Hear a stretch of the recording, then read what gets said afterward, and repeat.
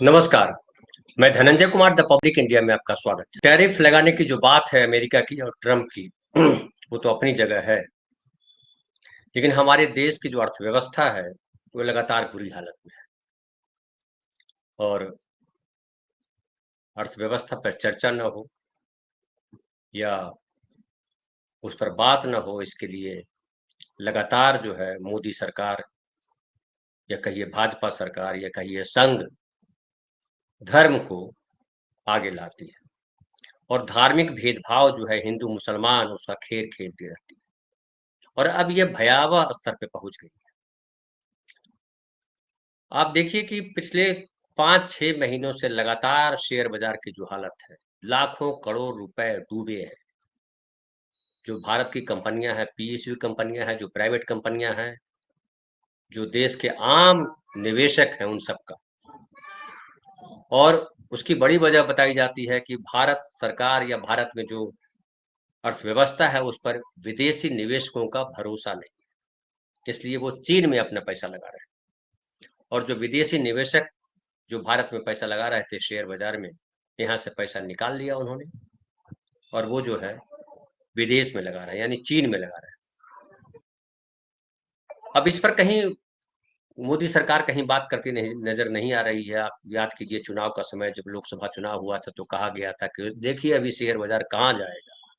Share बाज़ार से तय हो रहा था, हमारे देश की अर्थव्यवस्था तय हो रही थी। जबकि हमारी अर्थव्यवस्था जो है या जो हमारी इकोनॉमी जो है वो तय होती है पर कैपिटा इनकम से। और क्या उत्पादन करते हैं हम, हमारा मैन्युफैक्चर क्या है, हम दुनिया के देशों को बेचते क्या हैं, कितने पैसे का हम बिज़नेस करते हैं, ये सबसे इम्पोर्टेंट है। लेकिन देखिए सबसे ज़्यादा बिज़नेस करने की बात जब कही जाती है तो आता है कि सबसे ज़्यादा हमारा व्यापार जो है वो अमेरिका के साथ है और अमेरिका को हम जो है वहाँ निर्यात ज़्यादा करते हैं, वहाँ से आयात हम कम करते हैं, ये कहा जाता है। लेकिन अब अमेरिका ने जो है वो टैरिफ लगा दिया है कि जितना भारत लगाएगा उतना हम भी लगाएँगे। अब थोड़ा-सा मैं पीछे ले जाता हूँ कि 1974 में अमेरिका ने जो है एक लॉ बनाया था, उसका नाम था generalised system of preference GSP. और इसके जरिए वो जो है जो विकासशील देश थे उनके मार्केट को या उनको कहता था कि आप जो है हमारे यहाँ सामान अपने बेचिए, टैक्स नहीं लगाता। तब ग्लोबलाइजेशन नहीं था, लेकिन तब भी अमेरिका ऐसा करता था। उसकी वजह थी, आपको एक बार और हमने बताया था और आपको पता भी होगा कि 1961 में जो आया था यूएस एड, वो इसीलिए आया था कि जो कमज़ोर देश है उनकी आर्थिक सहायता करेंगे और वो हमारे साथ खड़े होंगे। ये जो 2017 में जो 2000 वो 1974 में क्षमा करेंगे, 1974 में जो ये आया था जीएसपी, वो भी इसी मंशा के तहत था कि जिससे जो कमज़ोर देश है वो मजबूत बने और अमेरिका के साथ खड़े हों। भारत भी उसके तहत सामान वहाँ बेचता था। लेकिन ट्रंप जब 2019 में आए, पिछली बार की बात है, पहली बार, तो जीएसपी को उन्होंने खत्म कर दिया था। हालाँकि इस पर कोई चर्चा नहीं हुई थी बहुत ज़्यादा और उसी समय उन्होंने कहा था कि अमेरिका जो है कई चीज़ों पे टैरिफ लगाएगा।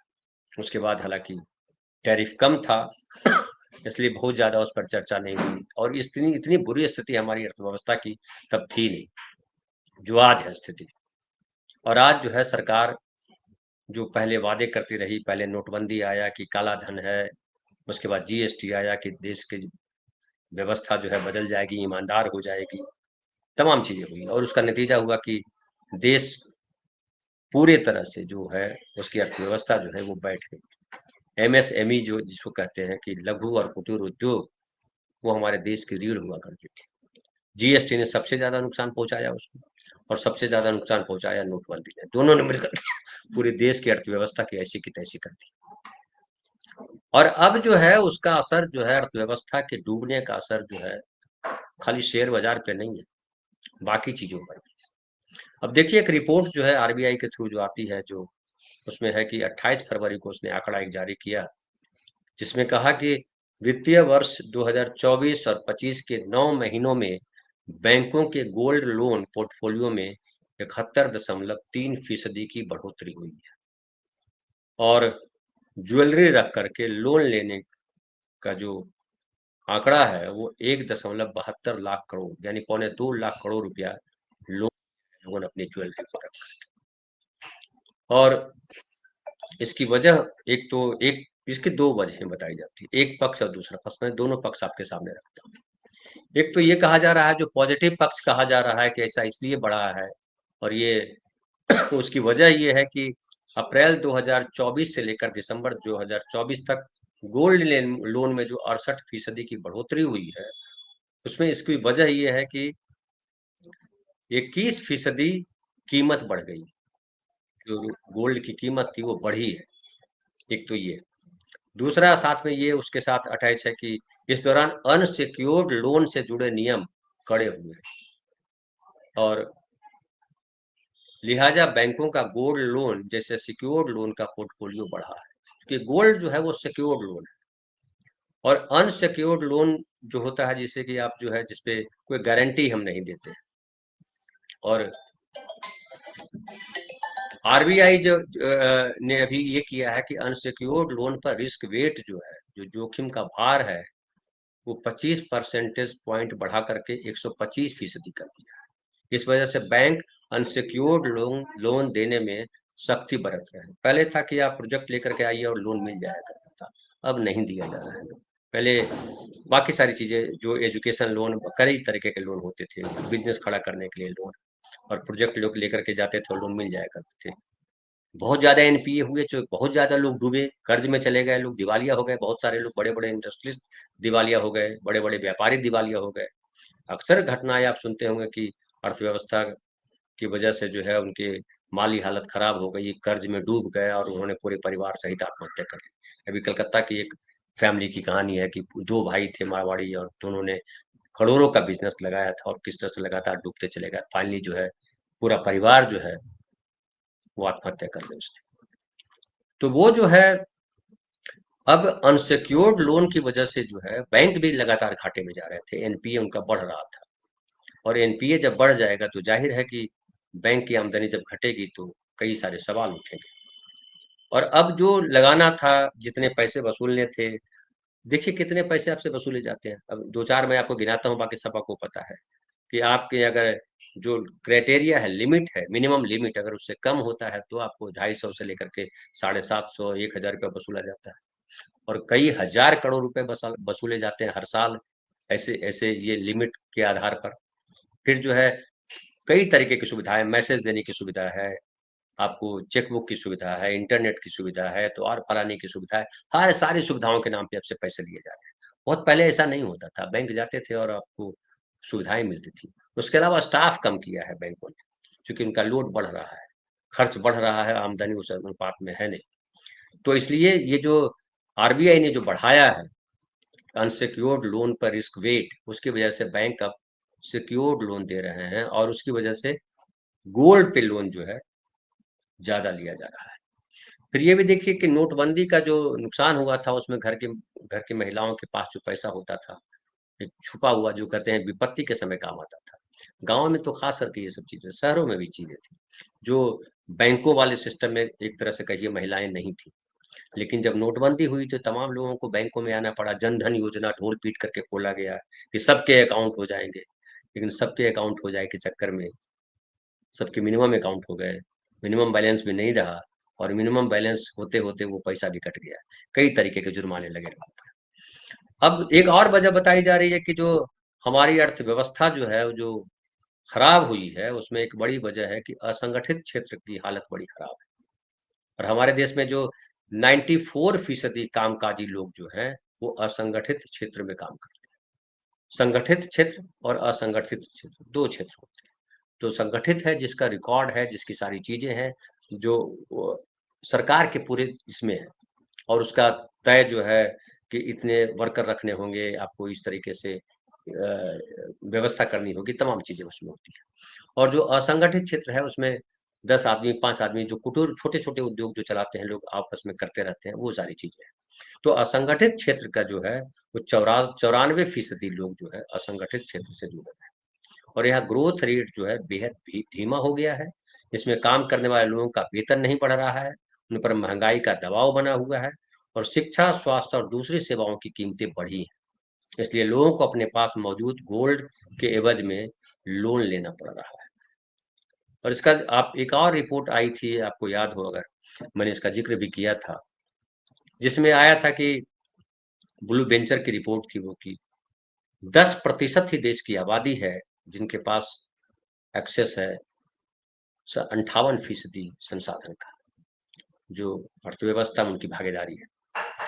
और 100 करोड़ लोग ऐसे हैं जो खर्च करने वाली स्थिति में नहीं है, जिनके जो बहुत न्यूनतम खर्च करते हैं और वो अपनी जरूरत की चीजें ही लेते हैं, वो भी बड़ी मुश्किल से लेते हैं। तो ये जो है, जो ये जो हुआ है कि 100 करोड़ लोग अगर खर्च करने वाली पोजीशन में नहीं है, तो जाहिर है कि हमारे देश की अर्थव्यवस्था का वो बयान उससे निकल के आ रहा है। अब सरकार जो है क्या कर रही है इसको ढकने के लिए? हिंदू मुसलमान तो आप देखते रहते हैं, कुंभ को जिस तरह से प्रचारित किया गया और जिस तरह से वो कह रहे हैं आदित्यनाथ जी कि कुंभ से 3 लाख करोड़ रुपए का रेवेन्यू आया, 3,17,000 करोड़ का जो है बजट है बिहार सरकार का इस बार का, और 3 लाख का करोड़ का रेवेन्यू जो है सिर्फ कुंभ से आ गया, यानी कुंभ की वजह से कितना पैसा आया, ये प्रचारित किया जा रहा है। इसके पहले आपको याद होगा कि कॉरिडोर बनाया जा रहा था, अयोध्या कॉरिडोर बनाया गया, बनारस कॉरिडोर बनाया गया, और कहा गया कि ये जो है रिलीजियस टूरिज्म की वजह से रोजगार बढ़ेंगे और देश की अर्थव्यवस्था मजबूत होगी। दुनिया की अर्थव्यवस्था जो है टेक्नोलॉजी आधारित है, या कहिए कि बिजनेस आधारित है, व्यापार आधारित है, आयात निर्यात आधारित है, उससे अर्थव्यवस्था बढ़ती है। एक हमारा देश है जो हम कह रहे हैं कि हम धार्मिक आयोजन करके या धर्म के माध्यम से रिलीजियस टूरिज्म करके हम अर्थव्यवस्था बढ़ाएंगे। अब ये जो कहा है इन्होंने, वो योगी आदित्यनाथ जी ने, अब उसको आगे बढ़ाते हुए मोदी सरकार ने एक नया निर्णय लिया है आज, और उस निर्णय में ये है कि अब जो है केदारनाथ और हेमकुंड साहिब के बीच रोपवे प्रोजेक्ट को मंजूरी दी गई है। और कहा जा रहा है कि ये जो सोनप्रयाग से केदारनाथ नाथ की जो दूरी है 12.9 किलोमीटर, उसका रोपवे बनेगा और इसमें 4,081 करोड़ रुपए खर्च किए जाएंगे।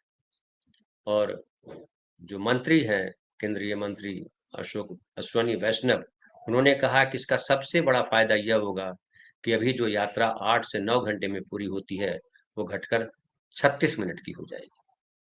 उसके बाद ये बताया जा रहा है सरकार के द्वारा कि इस कदम से 4 धाम यात्रा को बढ़ावा मिलेगा और पूरे 6 महीने तीर्थयात्रियों की आवाजाही बनी रहेगी। इससे स्थानीय व्यवसायियों को लाभ मिलेगा और क्षेत्र की आर्थिक तरक्की होगी, आर्थिक वृद्धि होगी। अयोध्या के लोग, अयोध्या में कितना आर्थिक विकास हुआ है वो आप देख रहे हैं, अक्सर वीडियो आते रहते हैं कि अयोध्या के लोकल निवासी जो है, लोकल जो लोग हैं, लोकल बिजनेस वाले जो हैं, रो रहे हैं, परेशान है कि किस तरह से उनको उड़ाया जाए। ये उजाड़ा गया है, उजाड़ा जा रहा है। लेकिन देश का जो गटर मीडिया है, जो सरकार है, वो अपनी उपलब्धियां गिनाने में लगी। 65 करोड़ लोग कुंभ नहाने आए, कितने लोग मारे गए उसका हिसाब नहीं है, लेकिन 65 करोड़ लोग नहाने आए इसका हिसाब है। इसके अलावा एक और आपको देखिए आजकल बड़ा उपलब्धि मोदी सरकार की बखानी जा रही है कि नहीं है तो आ जाएगी आप लोगों के पास, कि भारत दुनिया की तीसरी सबसे बड़ी डिजिटल अर्थव्यवस्था बन चुका है। और अब हमसे जो है डिजिटल रैंकिंग में, डिजिटल तरीके से जो हम पेमेंट करते हैं उसकी बात कर रहे हैं, कि डिजिटल रैंकिंग में हम जो है, हमसे बस अमेरिका और चीन आगे है, बाकी कोई देश हमसे आगे नहीं। और इस बात को लेकर के भी जो है नगाड़ा पीटा जाएगा, चैनल से लेकर के तमाम जगहों पे मंत्री संतरी तमाम लोग बोलेंगे कि देखिए हमने देश को पूरी तरह से डिजिटल बना दिया है। और जो नौकरियां जो बैंकों में कम हुई है, या ये उससे कितनी आम आदमी को सुविधा मिली है कि आपको अब कहीं बाहर जाने की जरूरत नहीं पड़ता है, कई तरह के खर्चे बच जाते हैं, यातायात के खर्चे बचते हैं, भीड़ से आप बच जाते हैं, तमाम चीजें गिनाई जाएंगी। लेकिन दरअसल स्थिति क्या है इसको समझना बहुत जरूरी है। और ये जो प्रचारित हो रहा है कि डिजिटल तकनीक का खूब इस्तेमाल हो रहा है, लेकिन सच्चाई ये है कि डिजिटल खर्च के मामले में भारत 28वें नंबर पर है। सबसे बड़ी आबादी हम है दुनिया की, लेकिन डिजिटल खर्च के मामले में 28वें नंबर पर है। तीसरे नंबर पर डिजिटल अर्थव्यवस्था है, कि डिजिटल के माध्यम से हमारी अर्थव्यवस्था चल रही है। और ये हो रहा है कि ऑनलाइन ज़्यादा खर्च नहीं कर रहे हैं लोग। जैसे online shopping, digital payment, online subscription में लोग उतना पैसा नहीं लगा रहे हैं, जितना दूसरे देशों में लोग लगाते हैं। कहाँ से लगाएँगे? पैसा है नहीं, नंबर है हमारे पास, लेकिन हमारी जेबों में पैसे नहीं। और बताया जा रहा है कि भारत में दुनिया का दूसरा सबसे बड़ा इंटरनेट और स्मार्टफ़ोन यूज़र्स का नेटवर्क है। मतलब दुनिया में सबसे ज़्यादा तो नहीं, लेकिन दूसरे नंबर पर हम हैं, जो इंटरनेट और स्मार्टफ़ोन का इस्तेमाल करते हैं। इंटरनेट की क्या हालत है, वो हम सब जानते हैं, कि हमारे पास देखिए 2-2 इंटरनेट लगा हुआ है। जियो भी है और एयरटेल भी है, लेकिन फिर भी भरोसा नहीं है कि जो हम आपसे संवाद कर रहे हैं, वो कब खत्म हो जाए। 2 दिन हमारे यहाँ एयरटेल नहीं चल रहा, फिर किसी भी समय झटका दे देता है जियो। आप सब लोग भी झेलते होंगे। लेकिन खैर, अब इसमें ये है कि जो 40% से ज़्यादा लोग जो हैं, अभी भी इंटरनेट का इस्तेमाल इस देश में नहीं करते हैं। ये भी एक सच्चाई है। और दूसरी सच्चाई है कि और 50% से ज़्यादा लोग जो हैं, उनके पास स्मार्टफ़ोन नहीं है। तो 50% लोग के पास स्मार्टफ़ोन नहीं है, 40% लोग जो है इंटरनेट का इस्तेमाल नहीं करते हैं। तो डिजिटल में जो हम कितनी बड़ी क्रांति कर लेंगे, ये समझ लीजिए। आधी आबादी तो ऐसी और उसमें भी 100 करोड़ आबादी है जिनके पास पैसा ही नहीं है खर्च करने के लिए। फिर एक चीज़ में और हमारा देश जो है अव्वल होता जा रहा है, वो भी बता देना ज़रूरी है, चूँकि हमारा देश कई मामलों अव्वल हुआ है, उसको जानना ज़रूरी है। अब दुनिया भर में जो है वो एक डिजिटल, चूँकि हम अर्थव्यवस्था बन रहे हैं, डिजिटल इस्तेमाल कर तो डिजिटल ठगी भी ज़बरदस्त बढ़ी है। आप अक्सर सुनते होंगे कि उनका पैसा बिना ओटीपी के निकल गया और इसमें बड़े लोग हैं, रिटायर्ड डीजीपी हैं, बड़े अधिकारी हैं, गरीब आदमी है, तो कई तरीके के लोग हैं, पढ़े-लिखे लोग भी ठगे जा रहे हैं। आपके पास फ़ोन आएगा कि लॉटरी निकल गई है, आपके पास फ़ोन आएगा आएगा कि आपका बेटा पुलिस स्टेशन में बैठा हुआ है, आपके पास फ़ोन आएगा कि आपका नंबर जो है इस्तेमाल हो रहा है विदेश में और उसके माध्यम से आपके पास बाहर से पैसा आ रहा है, हम ईडी से बोल रहे हैं, हम पुलिस ऑफिस से बोल रहे हैं, कई तरीके के फ़ोन आते हैं और लोग फँस जाते हैं। आजकल डिजिटल अरेस्ट भी एक शब्द आ गया है, डिजिटल अरेस्ट हो जाते हैं और अच्छे-अच्छे लोग डिजिटल अरेस्ट हो रहे हैं। फिर जो है वीडियो कॉलिंग की जाती है, उससे आपके नग्न फ़ोटो ले लिए जाते हैं, फिर आपको ब्लैकमेल किया जाता है, फिर आप पैसे ट्रांसफ़र करते हैं, ढेर सारी चीज़ें हैं। तो डिजिटल क्राइम के मामले में भारत जो है, वो 10वें स्थान पर है और इसमें एडवांस फीस पेमेंट से जुड़ी धोखाधड़ी सबसे आम क्राइम बताया जाता है। एक्सपर्ट्स ने वर्ल्ड साइबर क्राइम इंडेक्स जारी किया है, इसमें 100 देशों को शामिल किया गया है और इसमें इस साल जो है कहा जा रहा है कि 20,000 करोड़ रुपए की धोखाधड़ी होने की आशंका है, क्योंकि वहाँ भी आइडिया लगता रहता है। तो किस-किस तरह से देखिए काम हो रहा है और बेहद खतरनाक स्थिति में है हमारी डिजिटल इकोनॉमी और इसमें खाली हम आप नहीं, बैंकों का भी सुनते होंगे कि उसका बैंक का जो है वो हैक कर लिया गया, तो पैसा इधर कर दिया गया, तमाम चीज़ें हो रही हैं।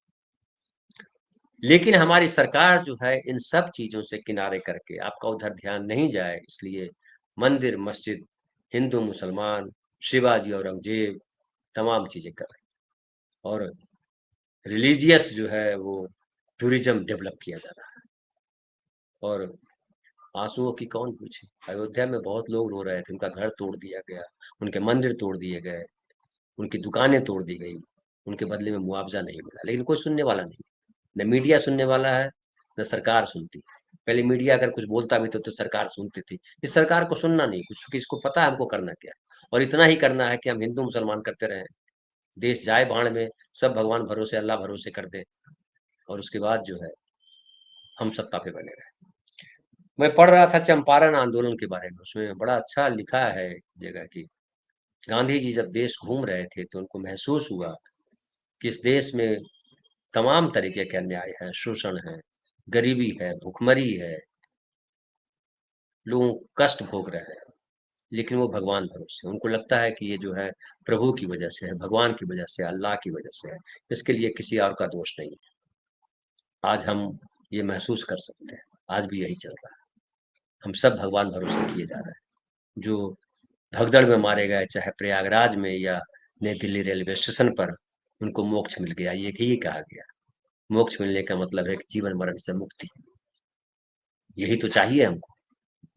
तो किस दिशा में हम हमें हमारे देश को लेके जाया जा रहा है, कि आप देखिए कि ट्रम्प जो है चीन और भारत पे टैरिफ लगा रहा है, प्रधानमंत्री को बेइज्जत कर रहा है। इस पे भी सवाल चल रहे हैं कि जेलेंस्की ने जवाब दिया, मोदी ने क्यों नहीं जवाब दिया? अब मोदी ने जवाब नहीं दिया इसलिए जेलेंस्की ने जवाब दिया, लेकिन जेलेंस्की ने चिट्ठी भी लिख दी कि आपकी शर्तें हम मानने को तैयार हैं। उसकी चर्चा नहीं हो रही।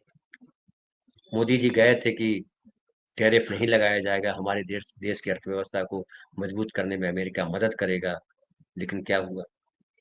500 अरब डॉलर के जो है 2030 तक ऐसी संकल्पना है कि भारत और अमेरिका के बीच 500 अरब डॉलर का व्यापार होगा। लेकिन कैसे होगा? क्या हम उनको सप्लाई करेंगे? और हम जो सामान वहां भेजेंगे, क्या वो अगर टैरिफ लगाया लगाया जाएगा उतना ही जितना हम लगाते हैं, तो वहां बिकेगा हमारा सामान? और टैरिफ लगाने का मतलब होता है कि हम जो अपने देश के जो हमारे उद्योगपति हैं, जो छोटे छोटे इंडस्ट्री है, उसको हम सेफ गार्ड करते हैं। अमेरिका बहुत बड़ा देश है, उसके सामने हम कितना भी चिल्लाएं कि तीसरी इकोनॉमी बन गया या फलाना बन गया, लेकिन कोई हैसियत नहीं। मतलब जिराफ और बिलाड़ वाली बात है, या हाथी और बिल्ली वाली दूरी है हमारे और अमेरिका के बीच में।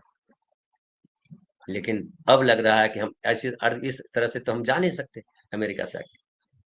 तो हम धर्म के नाम पर ऐसा आडंबर खड़ा करते हैं कि कोई हमारे खिलाफ बोलने की हिम्मत नहीं करे, और हम सब भगवान भरोसे रहे। सरकार पे भरोसा करने की आवश्यकता नहीं है, सरकार जो है खुद भगवान के भरोसे है। इसलिए वो मार्ग प्रशस्त कर रही है कि वो मंदिर बने, वहाँ कॉरिडोर बने, वहाँ आसानी से पहुँचना आसान हो, और इस तरह के लगातार आयोजन हो। कुंभ का आयोजन अभी प्रयागराज में खत्म हुआ है, नासिक में होने वाला है, उज्जैन में होने वाला है, अर्थ कुंभ होने वाला है। सबकी तैयारी चल रही है, सबका प्रचार जो है देश में चल रहा है, और कहा जा रहा है कि इससे इतना रोजगार जनरेट हो। बढ़िया है, रोजगार दीजिए। फिलहाल इतना ही, बहुत बहुत धन्यवाद। मिलते हैं फिर कर नए विषय के साथ।